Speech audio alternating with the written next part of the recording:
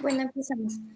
Buenas noches, chicos. Los comités permanentes académicos de SOCIEMDAC y SOCIEM les damos la bienvenida a esta ponencia sobre el tema de enfermedad inflamatoria pélvica.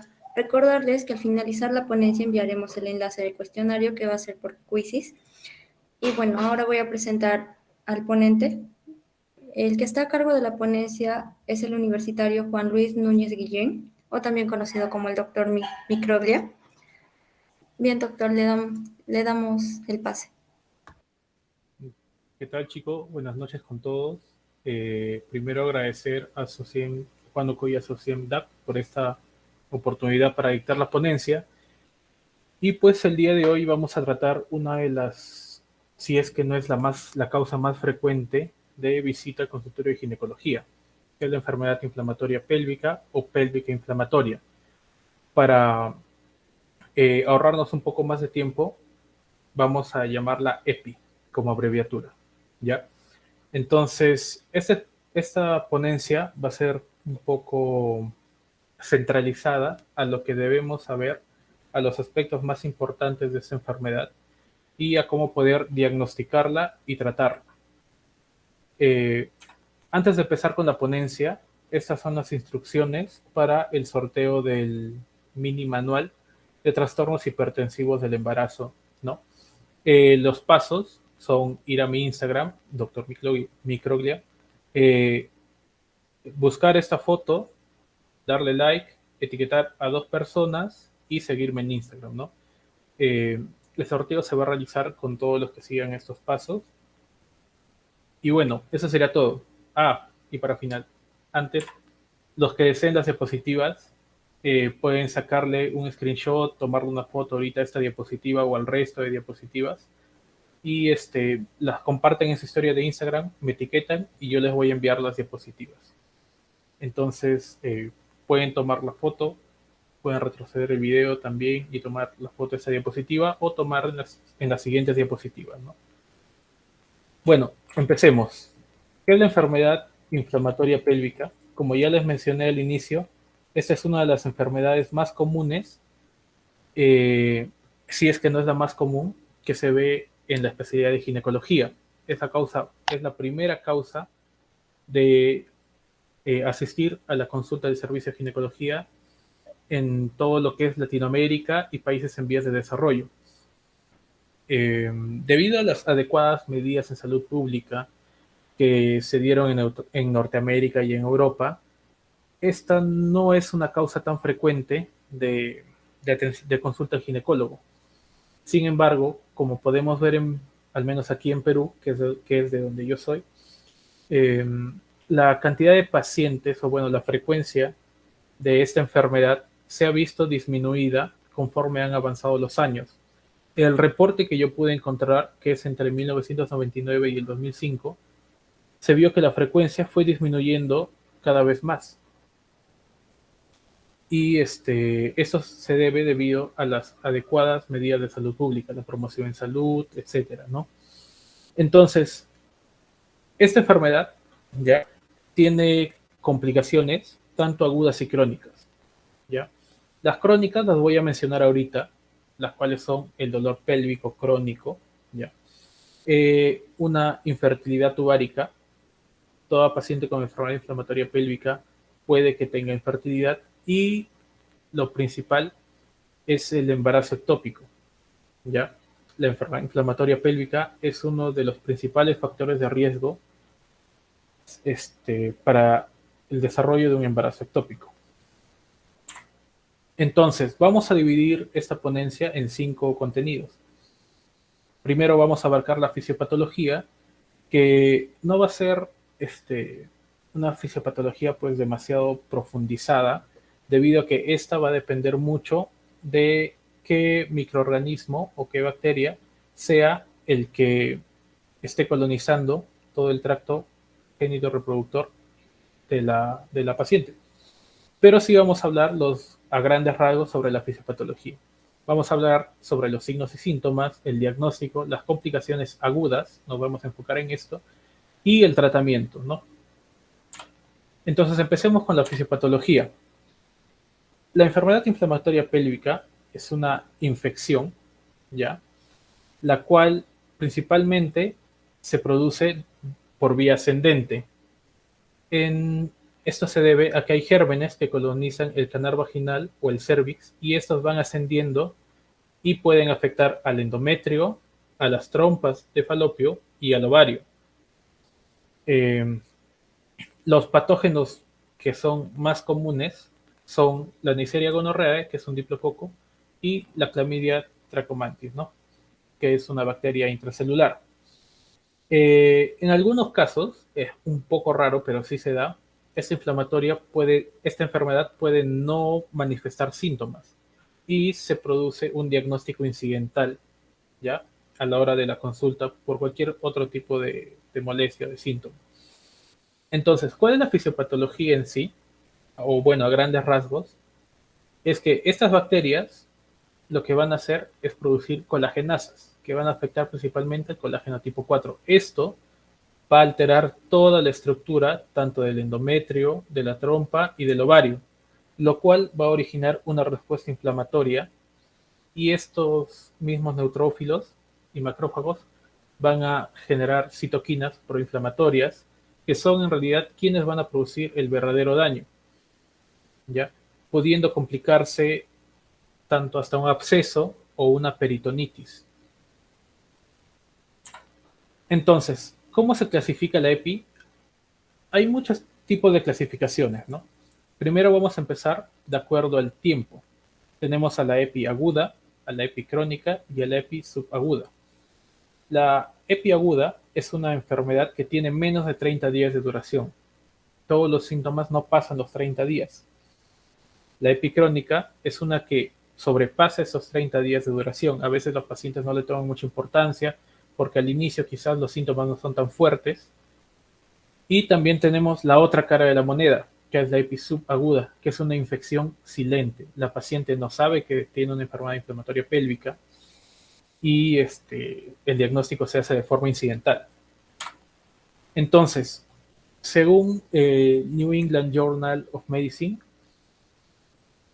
cada tipo de EPI, aguda, crónica y subaguda o subclínica, va a tener un microorganismo, o bueno, microorganismos característicos, ¿no?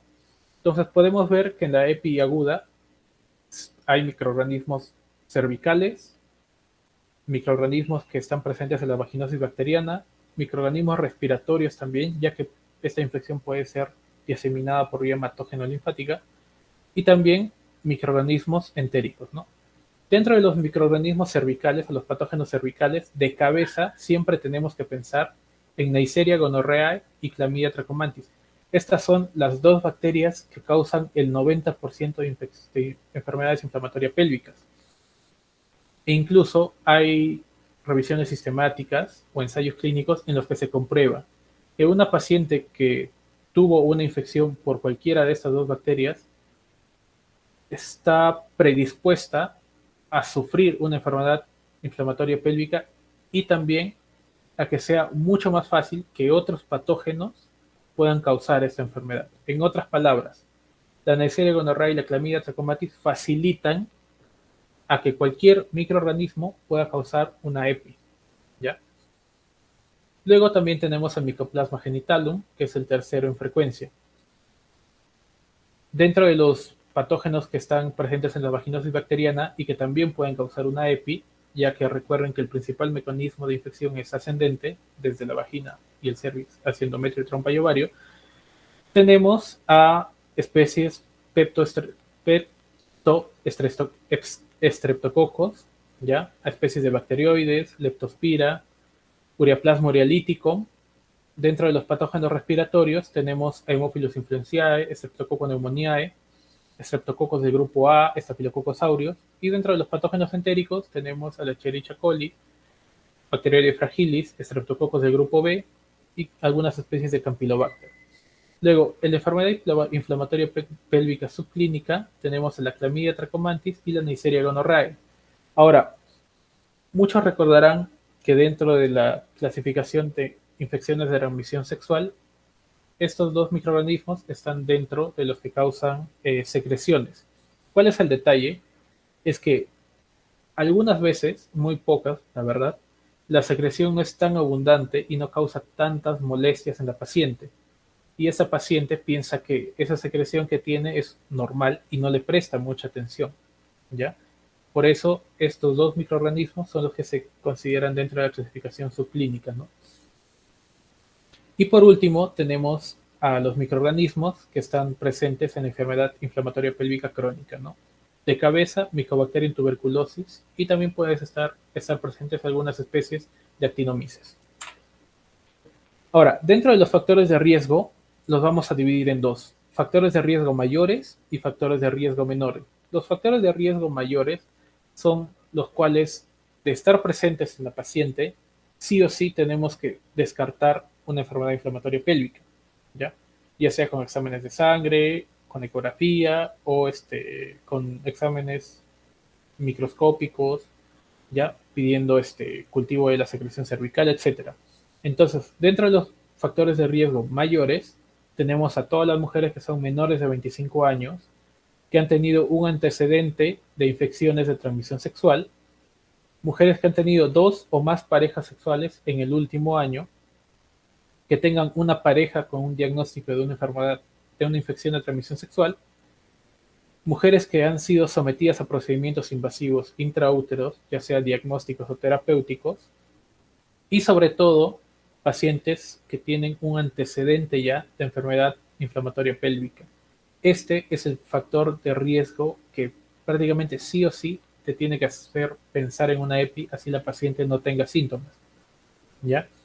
Y luego tenemos a los factores de riesgo menores, que son las pacientes que se realizan duchas vaginales demasiado, muy seguidas, pacientes solteras debido a que no tienen una pareja sexual estable, pacientes con un nivel socioeconómico bajo, debido a que quizás no tienen un acceso a buenos métodos de barrera para evitar estas infecciones de transmisión sexual, y a pacientes que que han sido, eh, que han recibido el DIU, el dispositivo intrauterino, en un periodo de 6 semanas. Pasadas las 6 semanas de una paciente que tiene un dispositivo intrauterino, el riesgo va disminuyendo cada vez más.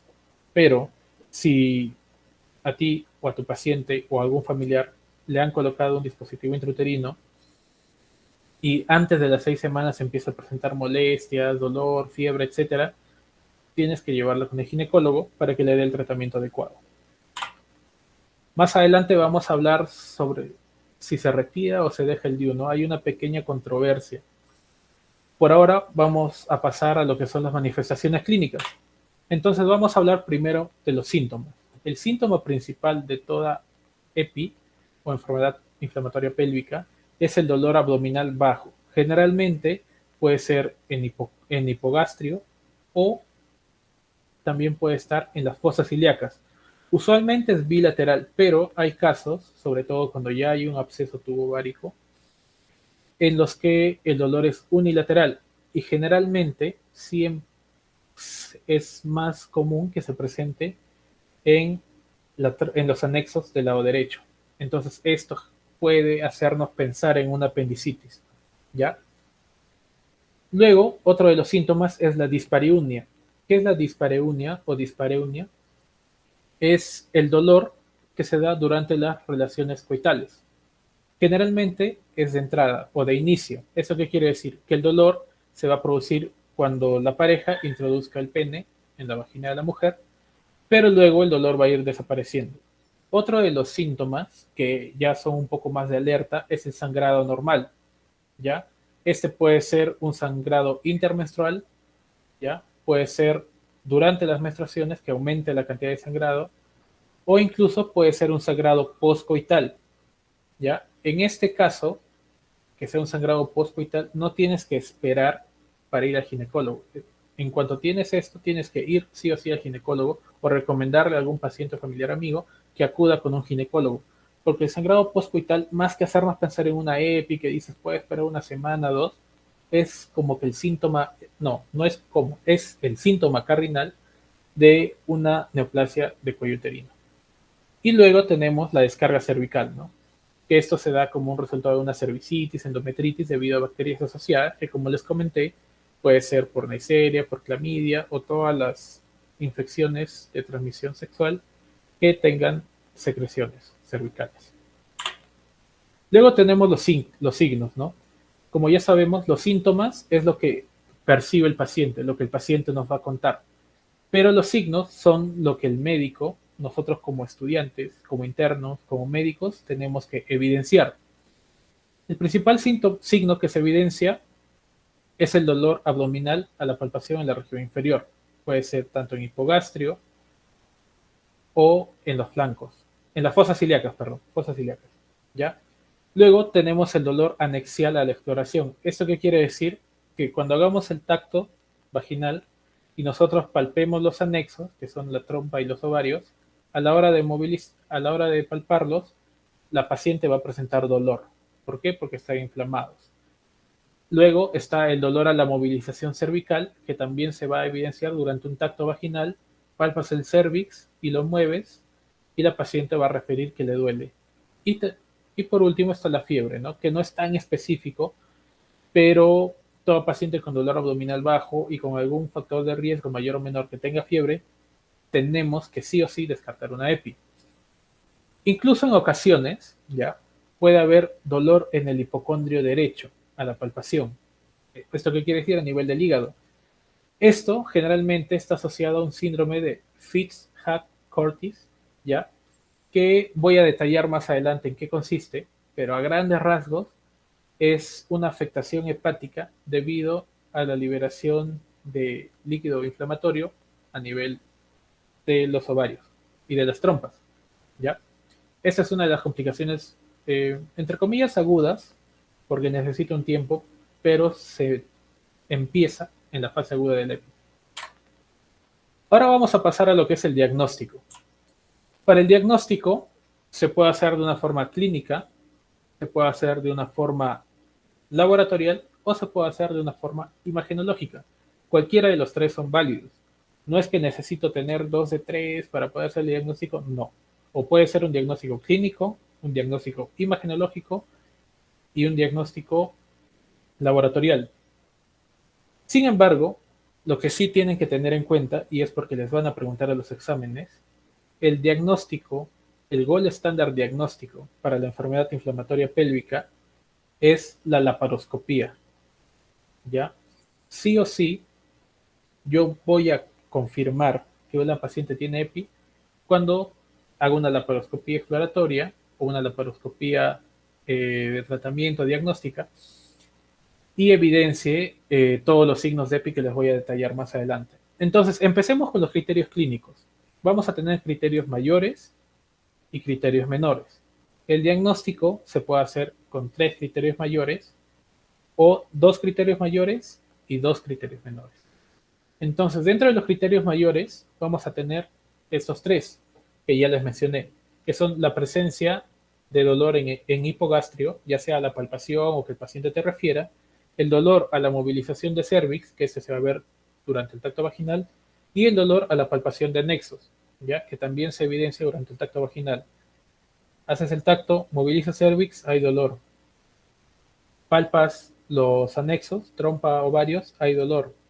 Eso, más un dolor que la paciente refiere o que tú puedas evidenciar en la parte inferior del abdomen o en el hipogastrio o fosas ilíacas, sí o sí ya es suficiente para que tú digas que esta paciente tiene EPI, ¿ya?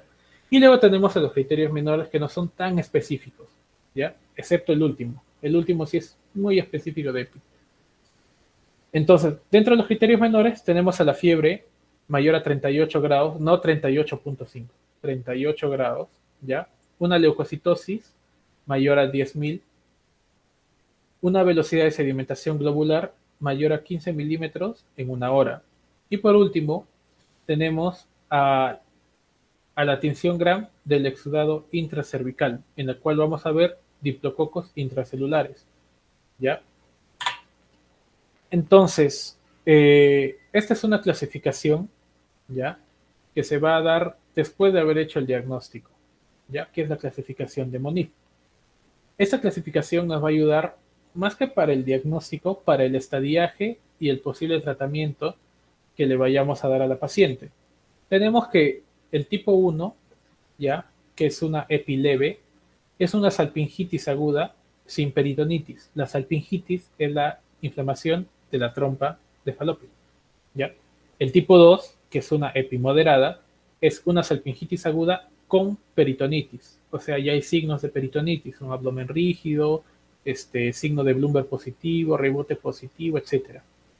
Luego el tipo 3, que es una EPI severa, ya tenemos una salpingitis aguda con un absceso tubovárico, ¿ya? Y por último tenemos al tipo 4, que no es que sea una EPI severa, simplemente el tipo 4 es un absceso tubovárico que se ha roto, ¿ya? En estos casos la paciente te viene chocada, te viene en sepsis, hipotensa, y es todo un problema. Ya vamos a hablar del manejo más adelante.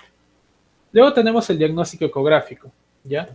Y aquí voy a tratar de hacerlo un poco más dinámico, ¿ya? Entonces, para el diagnóstico ecográfico podemos ver la trompa de Falopio, que es todo esto de acá, ¿ya? Como ven, la anatomía normal de la trompa ya se perdió, está totalmente alterada. Entonces, vamos a ver que puede haber paredes delgadas, como en este caso, ¿ya? El grosor de la pared de la trompa es este, o puede haber un grosor más aumentado, ¿ya? Una pared gruesa, que podemos ver que es en este caso. Tenemos ambas imágenes. Tanto la pared delgada, que apenas se puede apreciar, y la pared gruesa.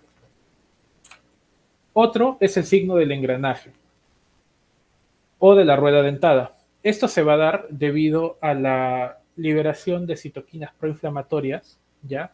A nivel de las trompas, los cuales van a crear tejido cicatrizal y estas van a crear sinequias o adherencias, por así decirse. Aquí podemos ver una de las adherencias, ¿ya? Todo esto es la trompa, ya todo esto es la trompa, y aquí se empieza a formar ya la primera adherencia, ¿ya?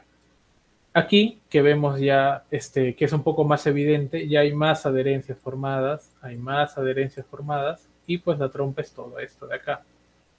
Entonces no he podido encontrar una buena imagen, pero generalmente, para que puedan entenderlo, se ven varias sinequias.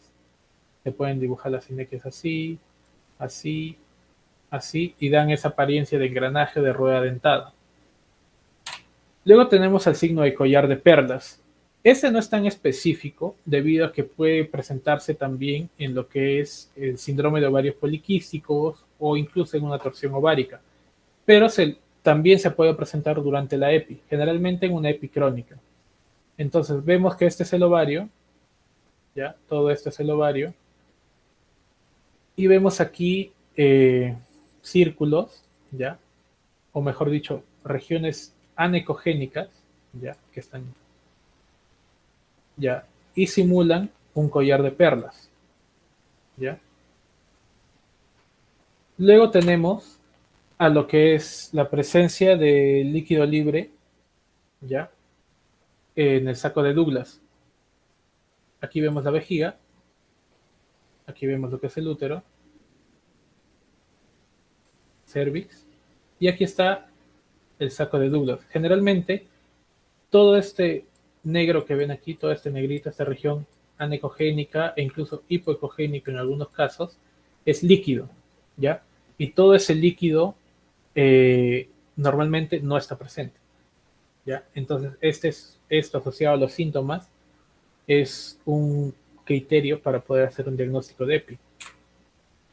Y luego tenemos el complejo tubo ovárico, ¿ya? Aquí voy a dibujarlo bien. Todo esto es el útero, aquí empieza la trompa, y todo esto es el ovario que se ha abscedado. El complejo tubo ovárico solo se ve cuando hay un absceso, ya, a nivel del ovario, y pues no se puede distinguir muy bien hasta dónde llega la trompa, pero prácticamente todo esto es un absceso que se vio a nivel, que se está dando a nivel del ovario. Entonces, con respecto a cuáles de los signos ecográficos se ven en una EPI aguda o una crónica, aquí los tenemos. La pared delgada generalmente va a estar en las EPIs crónicas. debido a que la secreción de citoquinas proinflamatorias ya no es tan abundante como al inicio y entonces no va a haber una inflamación de las paredes de la trompa, cosa que sí se ve en la epiaguda. Como ven, la pared es gruesa. Luego tenemos el signo del engranaje, que se va a ver en las EPIs agudas, el signo de collar de perlas en las EPIs crónicas. El líquido en el fondo de saco de Douglas se ve en las EPIs agudas, al igual que el complejo tubo ovárico, ¿no? Entonces, esto tenemos que tener en cuenta porque muchas veces los pacientes, antes de ir al ginecólogo, van primero a que se les realice una ecografía y encuentran pues todos estos signos, ya sea agudos o crónicos. Entonces, cuando la paciente venga a la consulta, hagamos la exploración y veamos el informe ecográfico, ya podemos ver si es un problema agudo o un problema crónico, solo por las imágenes. También se puede diagnosticar mediante la tomografía. Como pueden ver aquí, todo esto es el útero y aquí hay un absceso, ya hay un complejo tubo ovárico, ya todo esto está abscedado. Aquí en otro corte se puede evidenciar también. Este es el útero, trompa, ovarios y aquí hay todo un absceso, ¿ya? Normalmente no se dibuja así. Luego tenemos el diagnóstico microbiológico, el cual va a ser, puede ser de dos formas, ¿no? En ambas tienes que sacar una muestra de tejido de secreción cervical, ¿ya? Y puedes mandar la microscopía directa con tinción Gram, en la cual vas a ver diplococos, ¿ya? Extra o intracelulares. Y la otra, que me olvidé de poner, es un cultivo de secreción cervical en un agar chocolate, ¿ya? Este cultivo va a salir generalmente a los 2 a 3 días con su respectivo antibiograma, porque también hay casos de resistencia antibiótica en la CEPI, ¿ya? Ese es el diagnóstico microbiológico. Más bien disculpen por no poner la imagen del cultivo. Y por último tenemos la laparoscopía diagnóstica, que este es el gold estándar diagnóstico para la enfermedad inflamatoria pélvica. Esto les van a preguntar en sus exámenes en la facultad, les van a preguntar en las rotaciones, en los exámenes que dan después de la carrera, como el ENAR, el del residentado médico, etc. Entonces aquí podemos ver una salpingitis aguda, ¿ya? En esta imagen de aquí se ve la salpingitis aguda, el ovario todavía está intacto, no ha afectado a un ovario, pero toda la trompa de falopio pues vemos que está como una salchicha, ¿ya? Cuando tú entras en la laparoscopía, observas, vas a ver una salchicha en lugar de trompa de falopio o un chorizo si quieres llamarlo, ya depende de ti. Y aquí pues tenemos una imagen de la trompa de falopio bien inflamada, ¿ya? Como ven es una salchicha, es bien gorda, así se ve en la laparoscopía. Y luego hay una clasificación laparoscópica, que es la clasificación de Gane-Nesbill, ¿ya? Que la divide en 4 grados. En el primer grado, tú ves que las estructuras comprometidas son es el endometrio y la trompa. En el segundo grado, ves que está comprometido el endometrio, que está comprometida la trompa y que está comprometida la cavidad abdominal y el peritoneo, ¿ya? Luego tenemos el tipo 3, ¿ya? En la cual se va a evidenciar un absceso tubovárico, ¿ya? El absceso aún no se ha roto, sigue encapsulado. Y el tipo 4 ya se evidencia un absceso tubovárico roto, ¿no? Esa clasificación no solo es para decir, ya, bueno, entré bien, es un tipo 1 o 2, no, sino que también va a tener objetivos de tratamiento, y eso se los voy a detallar más adelante. Entonces, tenemos que tener en cuenta los diagnósticos diferenciales de la enfermedad pélvica inflamatoria, ¿ya? Porque si viene una paciente con toda la sintomatología, pero a la imagen no hay nada, laboratorialmente tampoco hay nada, y nos hace dudar, tenemos que descartar otro tipo de patologías. Ya, de cabeza estas dos, apendicitis aguda y embarazo ectópico. Estas son las dos patologías con las que más se confunde a la EPI. Y tú dirás, pero ¿cómo puedo descartarlo si tienen una sintomatología similar? Fácil. Para el embarazo ectópico, lo principal, su beta-HCG. Toda paciente que te viene a la emergencia con dolor abdominal bajo y que está en una edad reproductiva o una edad fértil, tú tienes que sacar siempre su beta-HCG. Así no te refiere a ningún síntoma ginecológico, tienes que sacarlo. Incluso en pacientes que tienen sospecha de apendicitis aguda. porque muchas veces, incluso en el hospital hace unas semanas, hubo un caso de que vi una paciente con dolor abdominal, tenía toda la clínica de apendicitis, pero el cirujano no pidió su beta-HCG.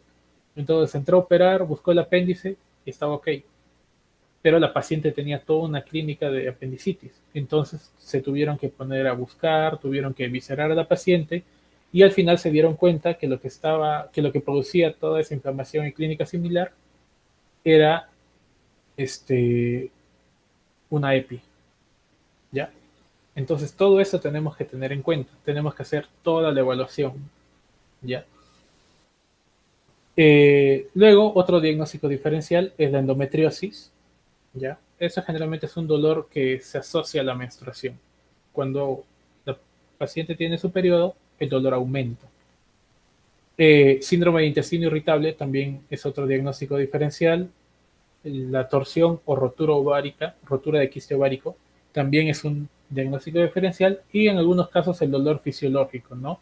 Quizás, no sé si algunos lo escucharon, pero hay pacientes que a mitad de su periodo, cuando ovulan generalmente, presentan un dolor que puede incluso simular a una apendicitis, ¿ya? Este es el síndrome de Michelstein, si no me equivoco, ¿ya? Que es el dolor intermenstrual, un dolor agudo, ¿ya?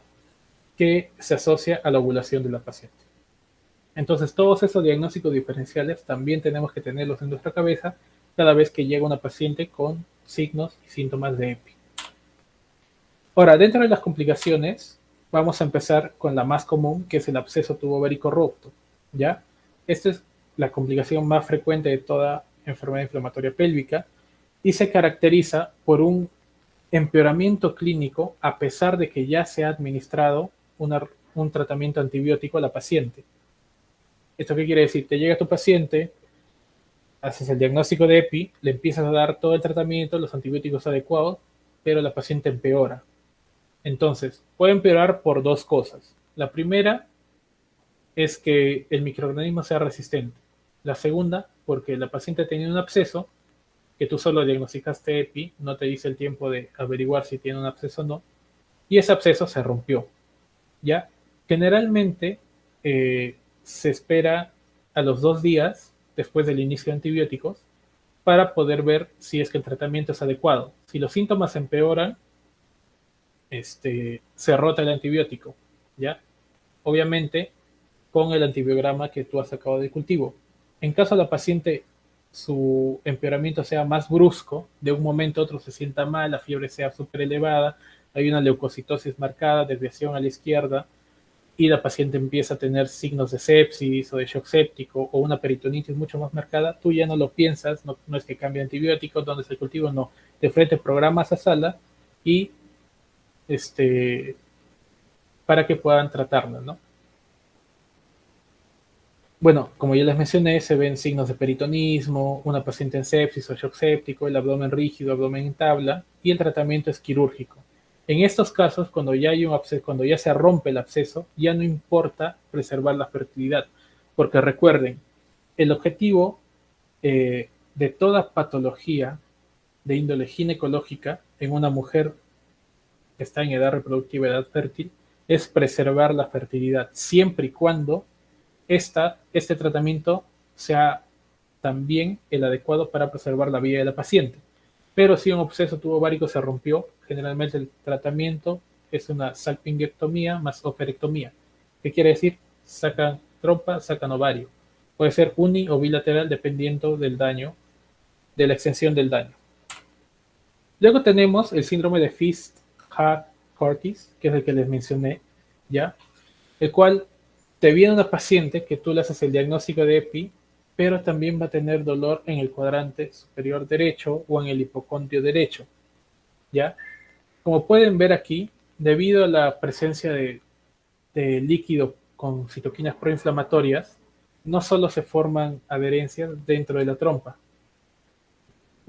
Recuerden que uno de los criterios diagnósticos ecográficos era la presencia de líquido en el saco de Douglas, ¿ya? Este líquido puede que no solo esté en el saco de Douglas, porque recuerden que hay 3 sacos a nivel de todo el abdomen. Puede también estar a nivel hepático, ¿ya? ¿Y qué es lo que va a causar? Va a causar una adhesión, una adhesiogénesis perihepática. Se van a empezar a formar tejido cicatrizal alrededor del hígado con apariencia de cuerda de violín, como pueden ver acá. Todas estas adherencias a nivel hepático ya es debido a una EPI que empezó a secretar líquido proinflamatorio y pues generó este tejido cicatrizal, ¿no? Este es el síndrome de Fist-Cortis, ¿ya? E incluso a veces el dolor puede similar al de una colecicitis o una pilonefritis, ¿ya? Por eso es que se dice que la laparoscopía es el gold estándar diagnóstico, tanto para la EPI como para sus complicaciones. Luego, una complicación no muy común, pero que sí pero que sí aumenta la mortalidad materno y neonatal, es la EPI durante el embarazo. ¿Ya? No es algo muy común, pero cuando se da, hay una mayor probabilidad de que muera la madre o de que muera el feto. Sin embargo, el tratamiento no es tan complicado. Del esquema habitual que se da en la EPI, solo se va a reemplazar la doxiciclina, ¿ya? Y el tratamiento va a ser el siguiente. Ojo, toda paciente con EPI y que esté embarazada se tiene que hospitalizar, siempre, ¿ya? Tenemos que el régimen antibiótico va a ser la ceftriaxona, 2 gramos endovenoso cada 24, más eritromicina, 50 miligramos por kilo cada 24 horas. Y esto puede estar asociado o no el metronidazol, que puede ser vía oral, 500 miligramos cada 12, vía rectal, 1 gramo cada 8 horas, esto es muy incómodo, así que no se lo recomiendo, o vía endovenoso, 500 miligramos endovenoso cada 12. Luego, otra de las complicaciones es la EPI y el VIH, ¿ya? Las manifestaciones clínicas en estas pacientes código con VIH son un poco más violentas, un poco más fuertes y van a causar muchas más molestias en las pacientes, ¿ya? Pero lo bueno de esto es que no se ha reportado que los esquemas antibióticos indicados en una EPI normal tengan un fracaso en pacientes con EPI y VIH, ¿ya? El tratamiento en una paciente con EPI y en una paciente con EPI y VIH es el mismo. No se cancelan los antirretrovirales, se le sigue dando su esquema antibiótico indicado. En el caso de que haya alergias a los beta-lactámicos, se puede cambiar, se puede rotar el esquema, ¿ya? Con fluoroquinolonas, con macrólidos, etc. Más adelante ya les voy a poner todos los esquemas antibióticos. Luego tenemos a la EPI y DIU.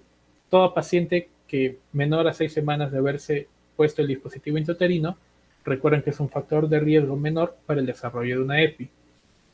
Entonces, recuerden que les mencioné que había como que una controversia en estos casos. ¿A qué se debe? A que hay ensayos clínicos, ¿ya? En los cuales se demostró que el retiro del dispositivo intrauterino, ya sea en una EPI aunque sea en una EPI leve, ¿ya? Va a ayudar a la mejoría de síntomas asociado a la terapia antibiótica. Y un tiempo después, cuando ya los calmaron los síntomas, se completaron la dosis de antibióticos, se puede volver a colocar el dispositivo intrauterino. Pero hay revisiones sistemáticas en las cuales no muestran esta evidencia, no se llegó a encontrar una diferencia en las EPIs leve, ¿ya? En las leve, no moderadas, severas, solo en las leves, no se encontró una diferencia entre dejar el dispositivo intrauterino o sacarlo. Entonces, ¿qué es lo que yo les recomiendo que aprendan en este tipo de casos? Porque esta también es una pregunta frecuente en los exámenes de la facultad, en las rotaciones, en el internado, en el servicio social o los exámenes para el residentado, es que toda paciente que tenga un dispositivo intrauterino y tenga signos y síntomas de EPI o un diagnóstico de EPI, retire el dispositivo. ¿Ya? Esa es la respuesta. No la pienses más. ¿Ya? A pesar de que haya revisiones sistemáticas, etcétera, eso en los exámenes como que no importa mucho. ¿Ya? Todo paciente con EPI y que tenga un DIU, retire el DIU, sea leve, moderado o severo, ¿ya? A pesar, pues, de que... ¿Por qué? ¿Por qué les digo esto? Porque hay una controversia entre se retira, no se retira, y luego cuando tú vas a reclamar en los exámenes te dicen que no, que siempre se retira, se basa en la experiencia, etc. Entonces, ustedes tienen que saber que en una EPI leve puedes retirar como no puedes retirar, pero eso es para ti, para que tú lo sepas. Pero en tus exámenes, cuando te pregunten en las rotaciones, tú di que se retira, no la pienses. Ahora vamos con el tratamiento, ¿ya? Antes de hablar del tratamiento y de los esquemas antibióticos, tenemos que tener en cuenta que hay criterios para hospitalizar a una paciente, porque no toda paciente con EPI se le va a dar tratamiento ambulatorio. ¿Esto qué quiere decir? Que tú le das su tratamiento y se va a su casa y luego vuelve a la semana para que se le pueda evaluar. No. Hay casos en los que los pacientes sí o sí tienes que hospitalizarlo, ¿ya? El primero es que aún no se puede excluir una patología quirúrgica, ¿ya? Que tú tengas un diagnóstico de EPI, pero que también puede estar asociado a una patología de índole quirúrgica, diverticulitis, apendicitis, etcétera. Pacientes que tengan un absceso tubovárico también se hospitalizan.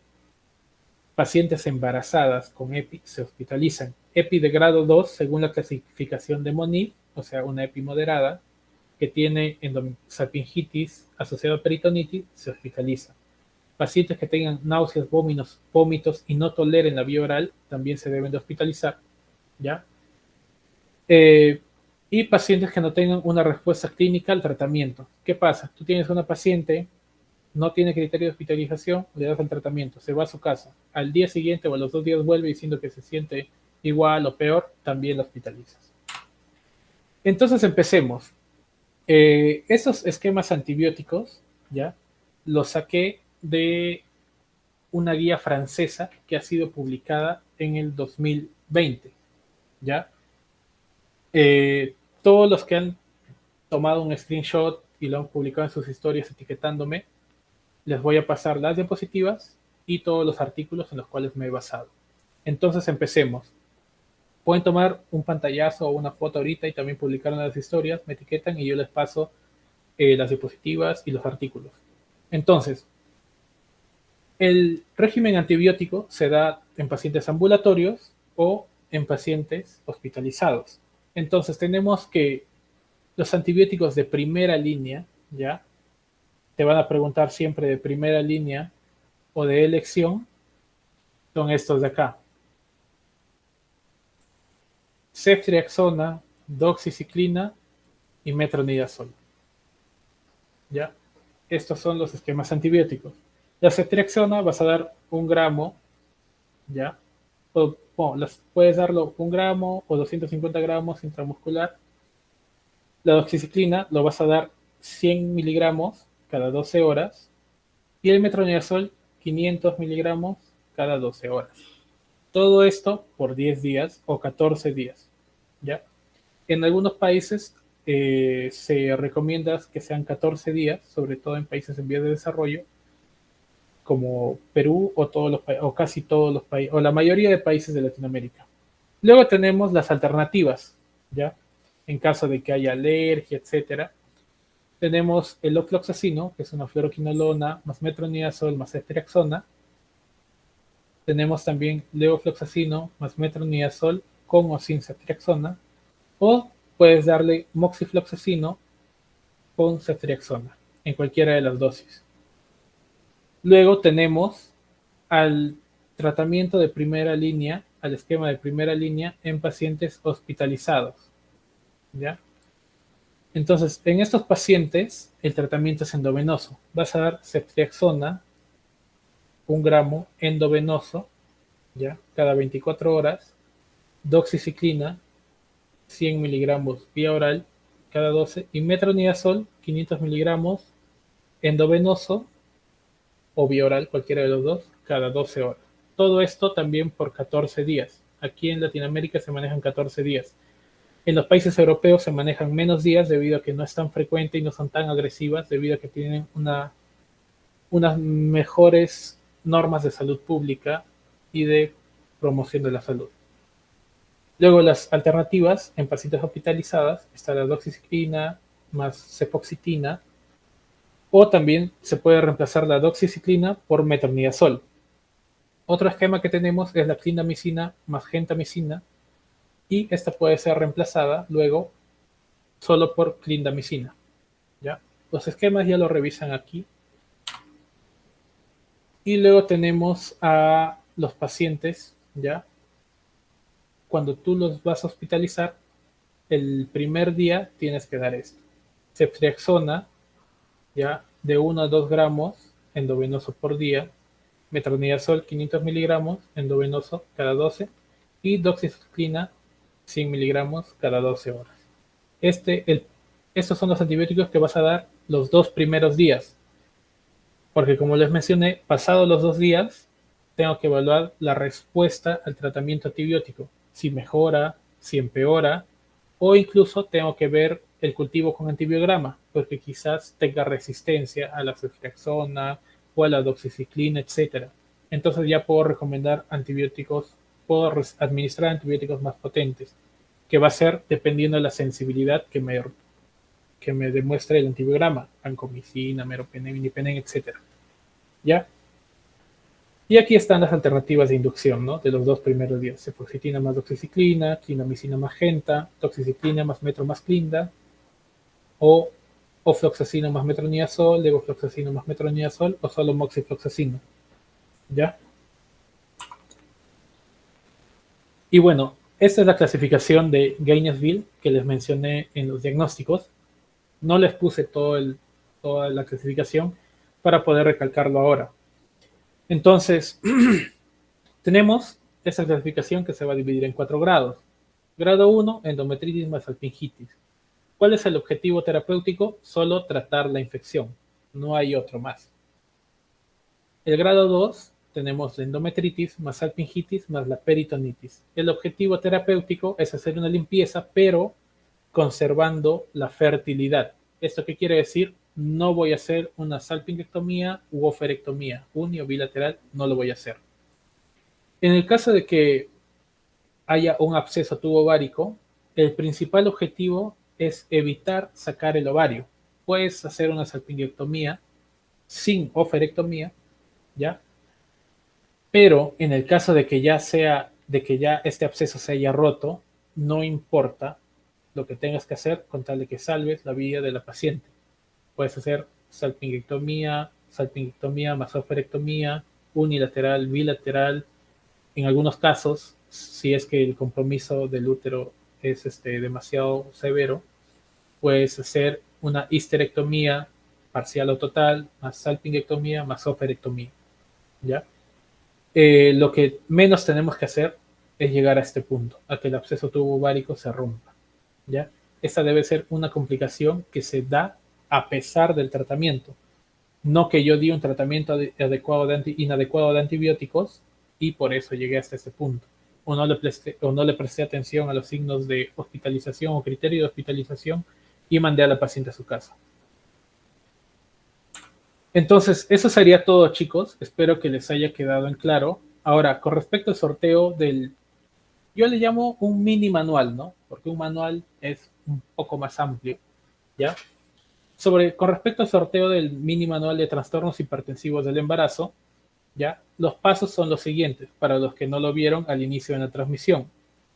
Tienen que ir a mi Instagram, que es @doctormicroglia, y tienen que buscar esta foto, ¿ya? Es la primera que van a ver en mi perfil.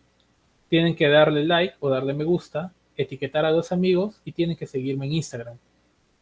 Entonces, para que les dé tiempo de poder realizar todo esto, ¿ya? El post solo es este. Solo este es el post, ¿ya? Esto no va a estar, no van a encontrar esto, ¿ya? Para que puedan participar del sorteo de este manual, tienen que seguir estos pasos. A continuación, voy a responder las preguntas y terminando de responder las preguntas, vamos a proceder al sorteo. Y terminando el sorteo, se les va a enviar el link del quiz. Entonces, eso sería todo, chicos. Espero haya quedado en claro. Voy a estar atento a sus preguntas.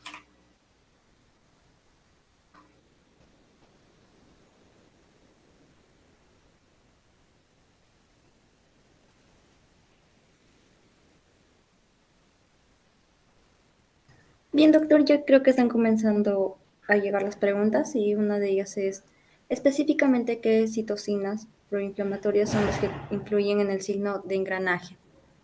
Mm, Específicamente en el signo de engranaje, pues las principales citoquinas inflamatorias que se dan en la respuesta aguda de todo proceso infeccioso son la interleucina 1, interleucina 6, otra es, mm,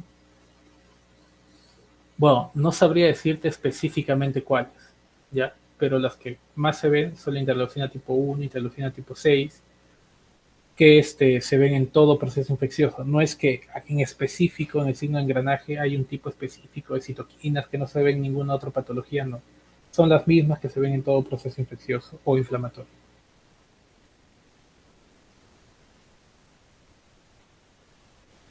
Bien, doctor. También la segunda pregunta sería, ¿cuál es el manejo de EPI en persona postmenopáusica? Gracias por la ponencia. Ya, la EPI en pacientes postmenopáusicas no es tan común, debido a que generalmente se da en pacientes en edad fértil. Recuerda que uno de los criterios de riesgo mayores es que la paciente sea menor de 25 años, pero en el caso de que se dé, porque puede ser una EPI crónica, el esquema antibiótico es el mismo, ¿ya? Si es una paciente que no tiene criterios para hospitalizar, das ceftriaxona, 250 miligramos intramuscular, una dosis única, doxiciclina, 100 miligramos vía oral cada 12 horas por 14 días, y metronidazol, 500 miligramos vía oral por 14 días también. El tratamiento si es una paciente que necesita hospitalización también es el mismo, ceftriaxona 1 gramo endovenoso cada 24, doxiciclina 100 miligramos vía oral cada 12 y metronidazol vía oral o endovenoso 500 miligramos cada 12 horas por 14 días.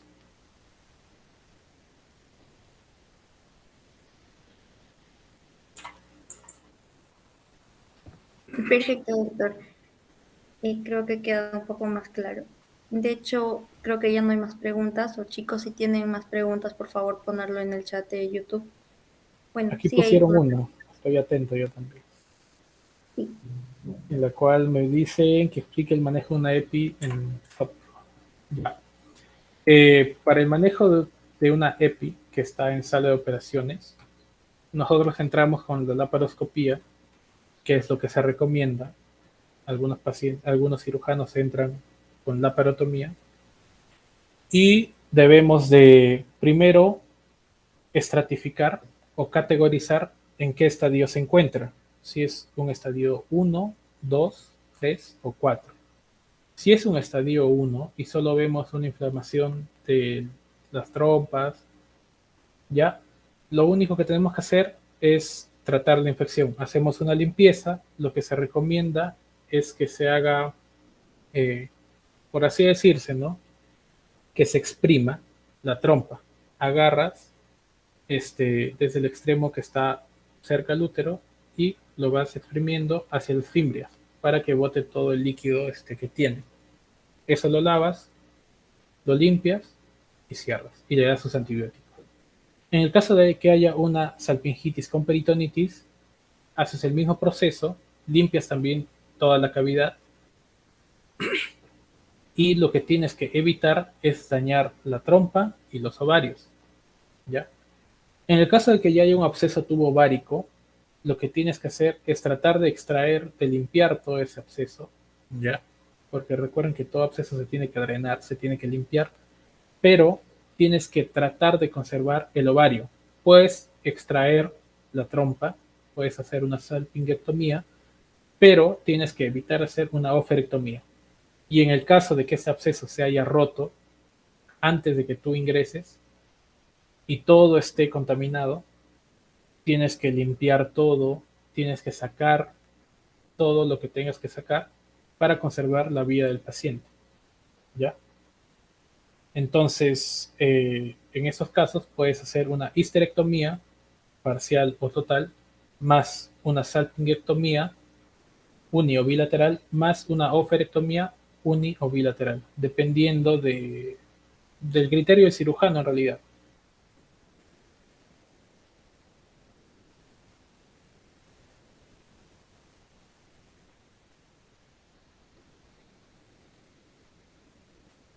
Hay otra pregunta. ¿La tricomoniasis también puede causar una enfermedad inflamatoria pélvica? La tricomona, tal cual, no puede causar una enfermedad inflamatoria pélvica. Lo que sí puede hacer es predisponer a que otras bacterias causen una enfermedad inflamatoria pélvica. Porque recuerden, la enfermedad inflamatoria pélvica es la afección del endometrio, de las trompas y de los ovarios. Si están afectados la vagina, el canal vaginal y el cervix, no es una EPI, es una cervicitis o una vaginitis bacteriana o una vaginosis bacteriana. Entonces recordemos que la tricomoniasis solo afecta al cervix, ¿ya? E incluso la forma de diagnosticar o, el, o un signo característico o patognomónico de la infección por tricomoniasis es que se ve el cervix en fresa. Entonces, respondiendo a tu pregunta, no puede causar una EPI, pero puede predisponer o ayuda, mejor dicho, o facilita a que otras bacterias asciendan a través del cervix y causen una EPI.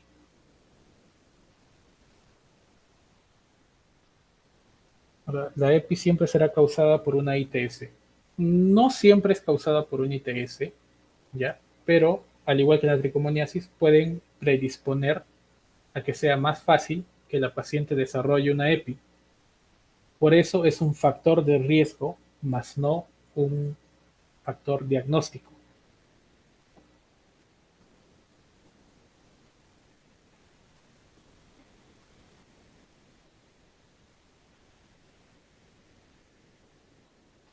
Bueno, debido a que ya no hay más preguntas, vamos a proceder con el sorteo del mini manual. Entonces cambiemos aquí. No sé si pueden cambiar a la siguiente escena para que se pueda apreciar. Ya. Aquí tenemos mi Instagram. Vamos a actualizar la página. Ya. Entramos a la foto y vamos a copiar el link.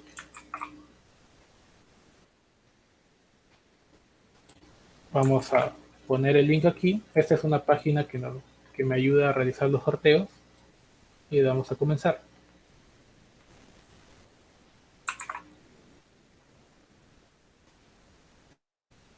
A ver, un momento.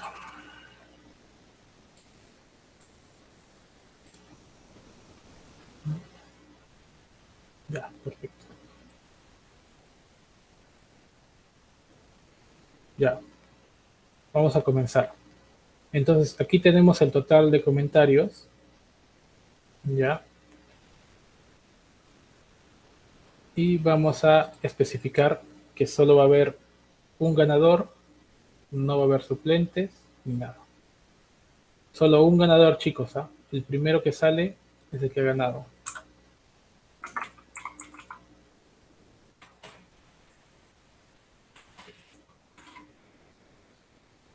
Vamos a confirmar y empecemos. Suerte a todos, chicos. Espero que cualquiera de ustedes se lo gane. Si no, de todas formas, pueden pedirme las diapositivas y los artículos, ya tomando un screenshot a cualquiera de las diapositivas o incluso al flyer que van a poner al finalizar el sorteo mientras responden su quizzes, me etiquetan, lo comparten en su historia de Instagram. Los que tienen perfil privado me pueden enviar una captura de pantalla y y les voy a pasar pues, las diapositivas y los artículos. Empecemos. Entonces el ganador o ganadora es Adrix Sophie. Ya, aquí vamos a reemplazar a la ganadora porque ella es una de las colaboradoras de la página. Entonces, incluso ella fue una de las que aportó a la creación del manual. Entonces vamos a reemplazar a la ganadora. ¿Ya? Sí. Ya, entonces la siguiente ganadora es Joa SJ. Joa, escríbeme al Instagram y te voy a enviar ahí el manual. Espero que lo aproveches y pues que lo disfrutes, ¿no? La información es completa, ahí están las referencias. Así que felicidades. Ahora sí van a pasar a su quizzes, ya, a la resolución de su quizzes. Eh, Recuerden que si quieren las diapositivas y los artículos, tomen una captura de pantalla o una foto a esta diapositiva, súbanla a su historia de Instagram, me etiquetan y yo les voy a enviar les voy a enviar las diapositivas y los artículos. Eso sería todo, chicos. Muchas gracias por estar presentes y espero pues les haya servido de mucho esta ponencia. Gracias. Muchas gracias a usted, doctor, por brindarnos parte de su conocimiento. También gracias a todos los que han participado al sorteo y también a los que han sido partícipes de su ponencia. Bueno, chicos, les vamos a dejar en el chat de YouTube, les vamos a dejar el link de Quizzes. Tienen que aprobar con 6 preguntas, por favor, para que se les pueda entregar un certificado. Eso sería todo, doctor. Muchas gracias.